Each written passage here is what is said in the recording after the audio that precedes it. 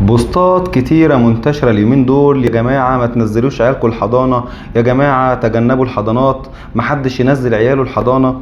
الكلام ده صراحة يعني كده مش صح. يعني ايه مش صح؟ العيال بتنزل فبتتعب فمش عارف ايه كلام من ده.